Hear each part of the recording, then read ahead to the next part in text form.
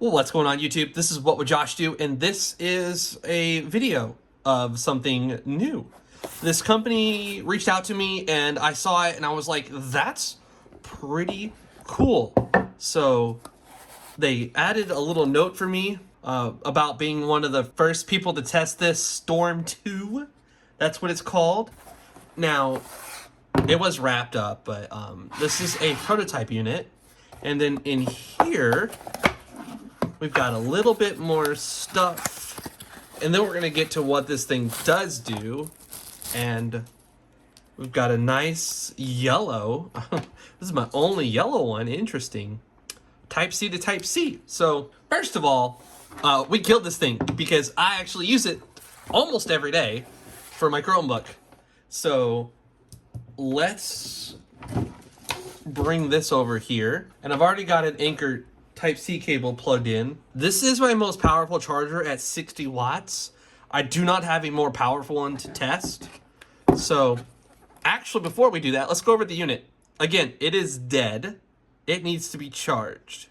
So there's some specs for you if you want to read those. 99 watt hours, 14.4 volts. You've got some stuff up here. You've got a DC in and out. You've got a USB C1 in and out, USB C2 out, so it only does out, and then you've got a USB A out. And here you've got one single button. And I'm gonna show you how all this works. So you've gotta keep track of what you're plugging into what. So this angled one, I always just remember that the angled one, that's up, it's like straight up and down, is my charge port. So now we see that we're pushing 65 watts, which is kind of crazy. It's awesome, into this guy. And I recently flipped my screen around and learned how to do that. So I'm gonna go ahead and show you that now.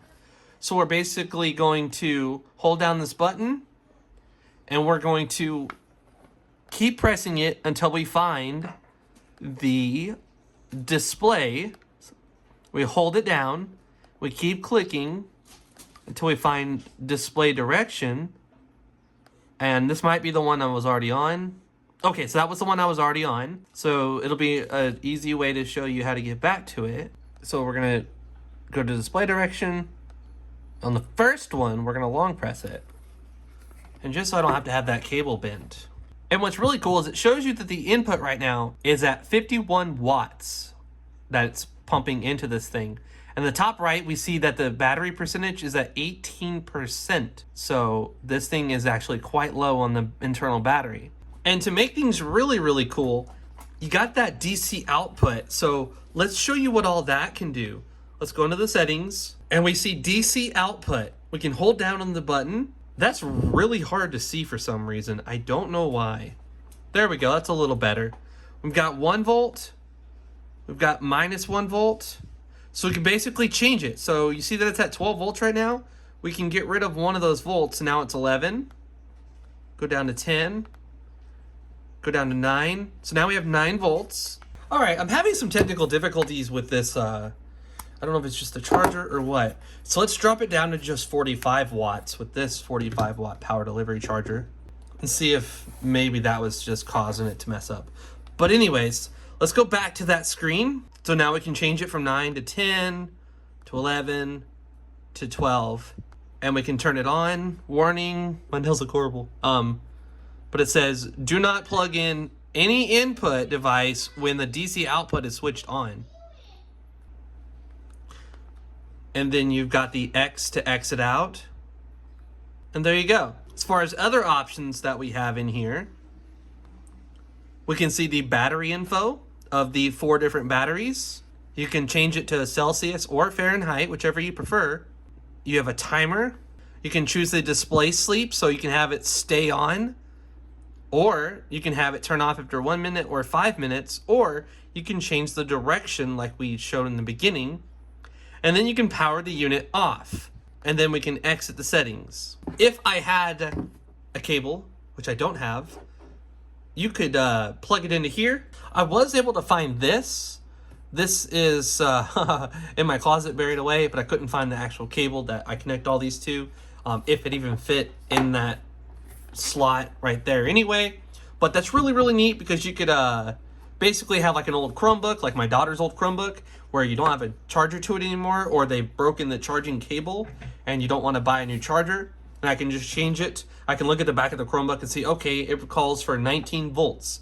I'll change this to 19 volts, and then I'll find the connector that this goes to, and I will put it in. So that's pretty sweet, and I wish I had a cable to test that out with. But we're going to go ahead and let this sucker charge up, and it's been the longest so far without an error. So I don't know what it didn't like about this charger, but it's liking this one a lot better. So we're going to let this charge up, and then we're going to be right back.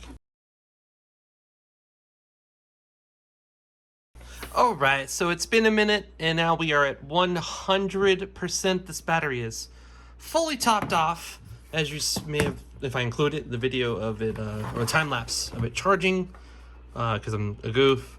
Now we're gonna plug it into our Chromebook here, and the exciting thing is gonna happen where we get to see the power that's going out into our Chromebook, which is currently, it even has the amps down there, 20 volts at 1.25 amps. So there we go. We can open up our Chromebook here, and you can see that we have 1 hour and 6 minutes until we're full. That's the estimated, and it's charging off 30 watts of power. So we're charging our Chromebook at a full speed, no limited, small, slower charging. And I wish I had something that drew even more power, like a MacBook for 60 watts or something that would push this thing a little bit harder than that. But I think that's super freaking cool.